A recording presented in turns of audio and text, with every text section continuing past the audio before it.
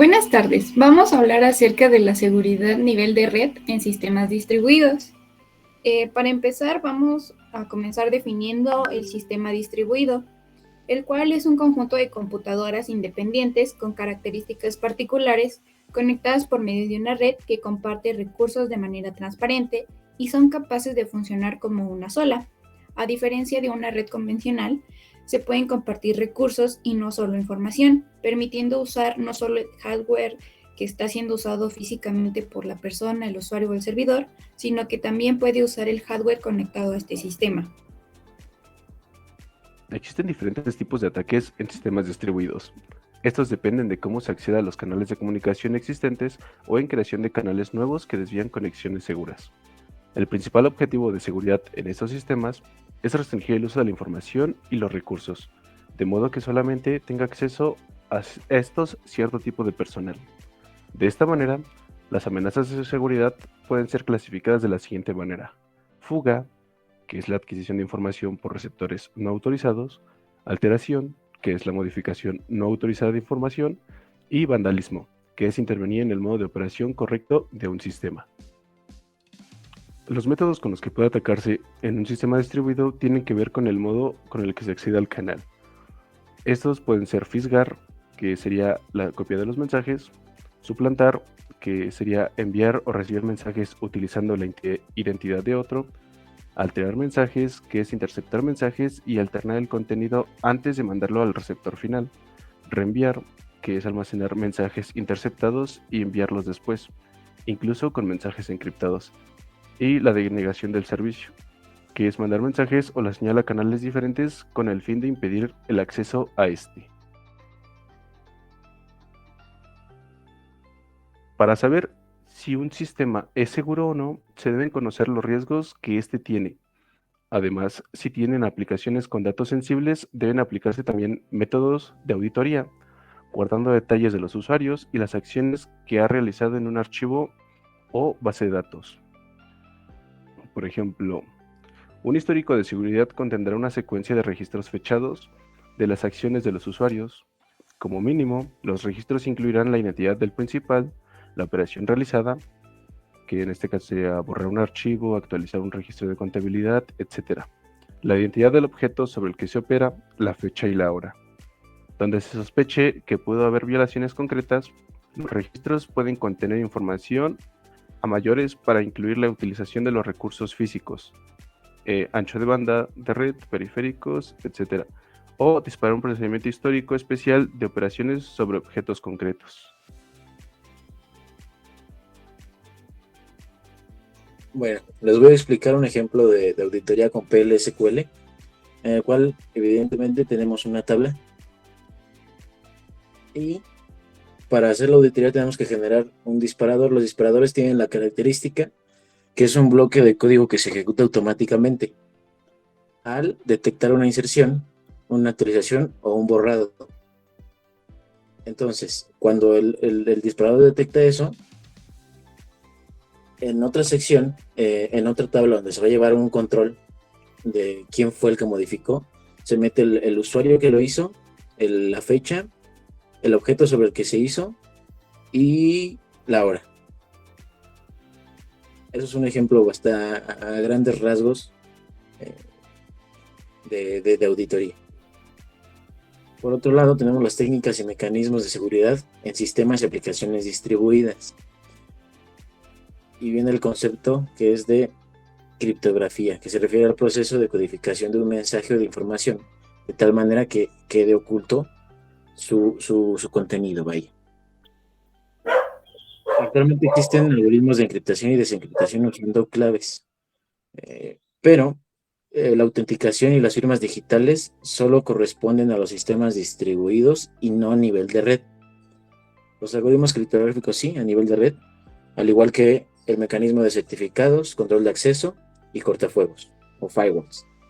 A lo largo de toda la presentación hemos ido mencionando que es forzoso tener una clave o también conocida llave, pero bueno, una clave es un parámetro usado en un algoritmo de encriptación, impidiendo que pueda desencriptarse de vuelta sin conocer la clave. Dentro de esos algoritmos existen los algoritmos simétricos, que son solamente de una clave y por ende son los menos seguros.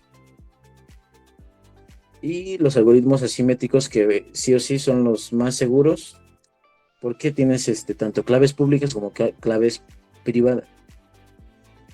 Entonces, del lado derecho tenemos un ejemplo y yo creo que es fácil de entender cuando en nuestras cuentas de banco nos mandan los estados de cuenta, algún contrato, y para poder ver ese archivo, ese comprimido, es necesario tener la clave para poder abrirlo.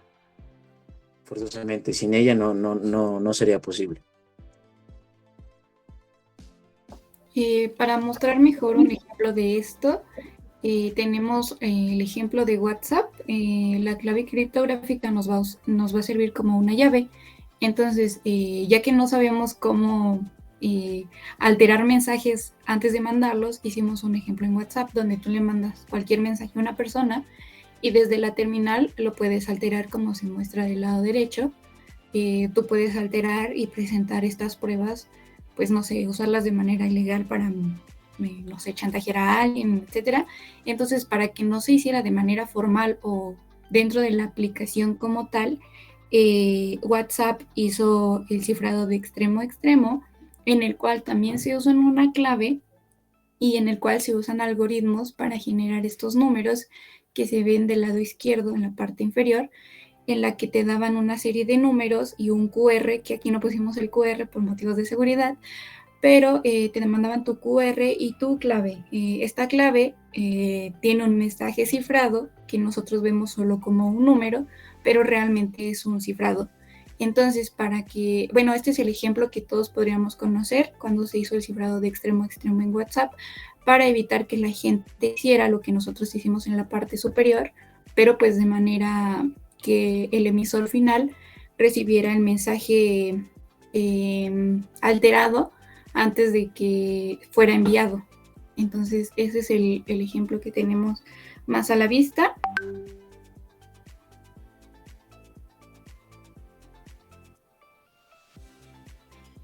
Posteriormente tenemos los algoritmos de clave pública y, como bien comentaba mi compañero, son los más seguros. Porque este algoritmo usa el producto de dos números primos mayores que 10 basados en la determinación de factores primos de números tan grandes que sean imposibles calcular de manera inversa. Es decir, que muchas veces en los algoritmos anteriores podrías encriptar hacia un lado, pero si eras lo suficientemente inteligente o sabías programar también, podías hacer una clave inversa para descifrar el mensaje y obtener esa clave y pues poder ver el mensaje.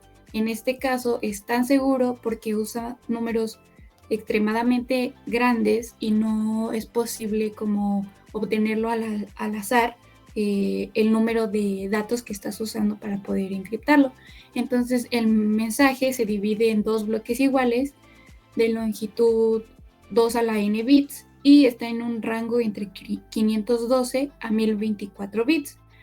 Se cree que estos algoritmos dejarán de ser seguros cuando se encuentren algoritmos de factorización, ya que estos son solo hacia un lado, encripta o desencripta, pero no puede ser las dos a la vez. Entonces se cree que con métodos o algoritmos de factorización podrían ser vulnerados, ya que al factorizar tantos números o tantas claves, podrías llegar a la clave original y desencriptar el mensaje.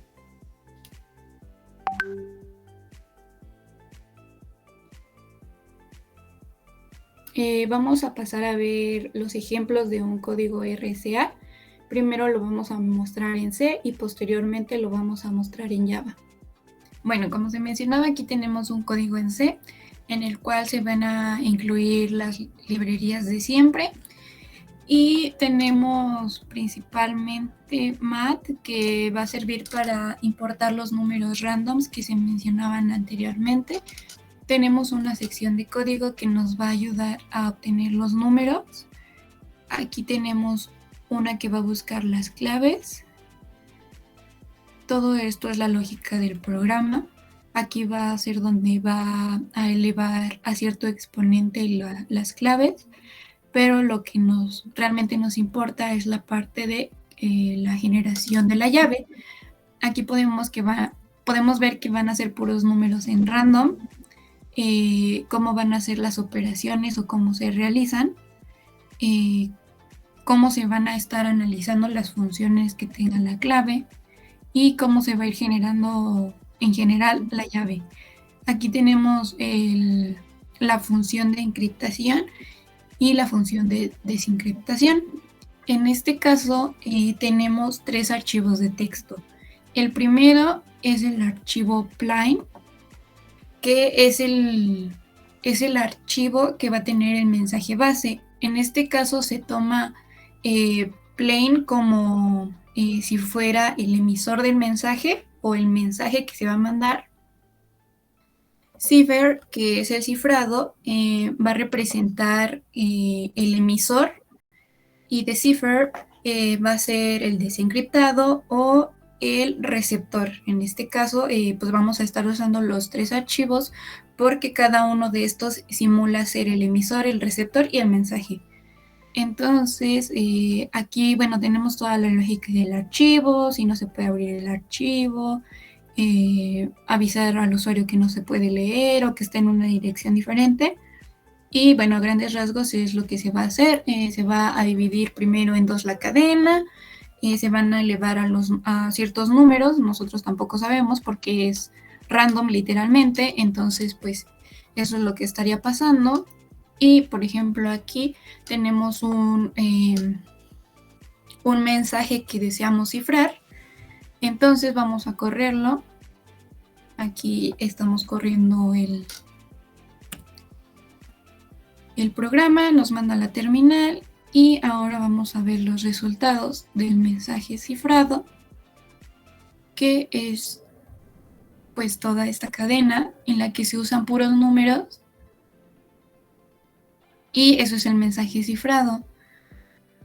Entonces este mensaje viajaría por toda la red de comunicación hasta que llegue al usuario adecuado, al cual ya le va a llegar descifrado y le va a llegar el mensaje que teníamos como original.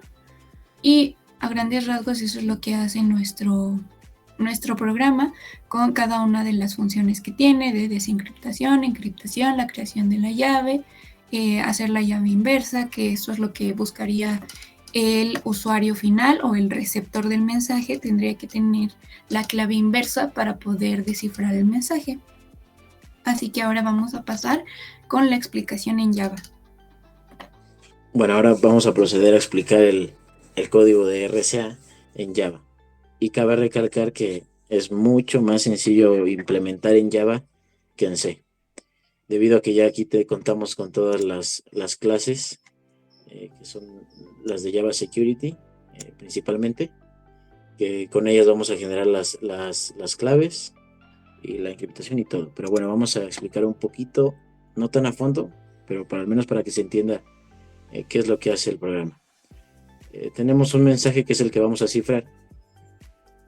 Ese mensaje, primero generamos un par de llaves que va a ser la llave pública, que esas llaves, la llave pública y la llave privada, y esas llaves se van a grabar en un archivo para posteriormente poder usarlas.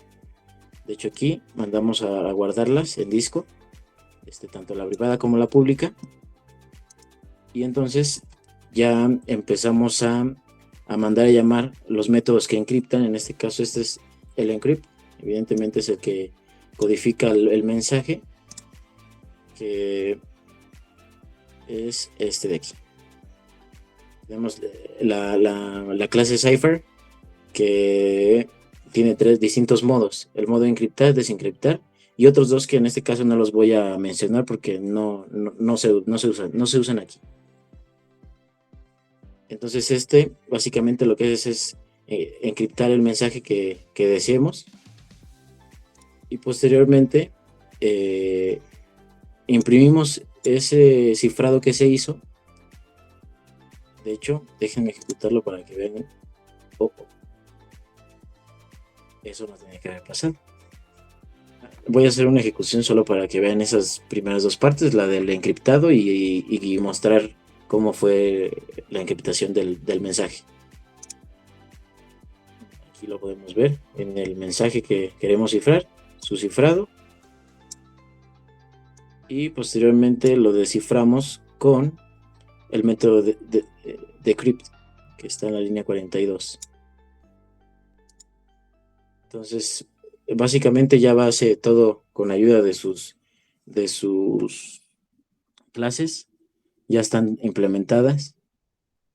Y creo que es bastante evidente ver cómo es más fácil implementarlo aquí que en C. Certificado. Un certificado digital es un documento firmado por un dueño o principal. Por ejemplo, los miembros de un grupo o asociación deben mantener una lista de correo abierta solo para los miembros del grupo. Es difícil invalidar un certificado. Podría ser necesario notificar a todos los posibles receptores del certificado revocado. Los certificados se usan para establecer la autenticidad. Solución 1. Cualquiera que reciba un certificado expirado debería rechazarlo y el sujeto del certificado debería pedir su renovación. Solución 2. Aplicar métodos de auditoría, como los disparadores explicados anteriormente. Control de acceso. Los servidores reciben peticiones de la forma OP principal recurso, donde OP es la operación solicitada. Principal es una identidad o un conjunto de credenciales del principal que realiza la petición y recurso identifica el recurso sobre el que se aplica la operación. El servidor debe comprobar la autenticidad del mensaje de petición y las credenciales del principal y después aplicar el control de acceso, rehusando cualquier petición para la cual el principal solicitante no tenga los derechos de acceso pertinentes para realizar la operación requerida sobre el recurso especificado. El control de acceso se refiere a la protección de recursos, dando acceso solo a aquellas peticiones que han sido autentificadas y que se compruebe que realmente tienen permiso para acceder a esos recursos. El método más utilizado para la protección de la red han sido los cortafuegos o también conocidos como firewall. Los cortafuegos producen un entorno de comunicación local en el que se intercepta toda la comunicación externa. Los mensajes se envían al receptor local final solo para las comunicaciones que estén autorizadas. Este tiene como desventajas que existen problemas propios de la naturaleza abierta de ciertos sistemas distribuidos. También incluyen errores presentes en la mayoría del software. Ciertos elementos pueden penetrar en la red de una organización, permitiendo que entren programas de gusano y virus en las computadoras. Como características, tenemos que pueden controlar el acceso a las redes internas, pero estas no ofrecen protección contra los ataques desde el interior de una organización. Tampoco son útiles contra ataques de denegación de sistemas basado en la suplantación de direcciones IP. Abadí y otros describen una aproximación a la provisión de acceso a datos web privados para usuarios externos, basada en un mecanismo de túnel web que puede ser integrado como un cortafuegos. Este ofrece a los usuarios fiables y autenticados hacia los servidores web mediante un proxy seguro basado en el protocolo HTTPS. Un ejemplo que la mayoría ha visto en sus dispositivos, pero que muchas veces no se le da la atención que requiere. Debe estar siempre activo para poder brindar más seguridad sin olvidar lo que no es el método más efectivo. Debe usarse con algún otro método de seguridad.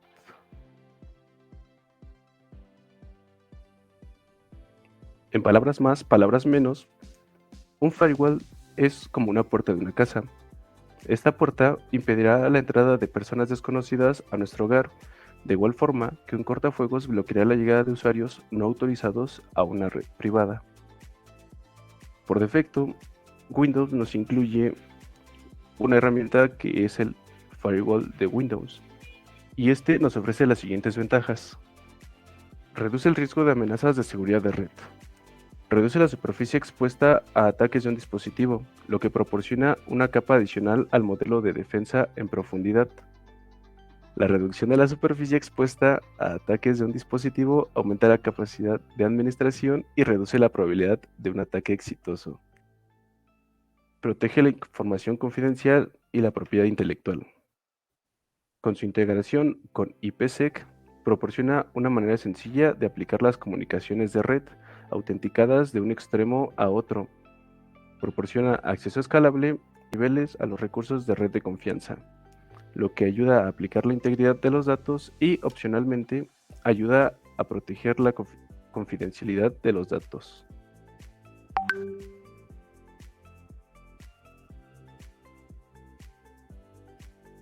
Por último, también amplía el valor de las inversiones existentes, dado que un firewall basado en host que se incluye con el sistema operativo no se requiere ningún otro hardware o software. También está diseñado para complementar las soluciones de seguridad de red no Microsoft existentes a través de una interfaz de programación de aplicaciones, API no documentada. Y bueno, muchas gracias por su atención. Espero que haya sido de su agrado y que tengan dudas. Gracias. Hasta luego.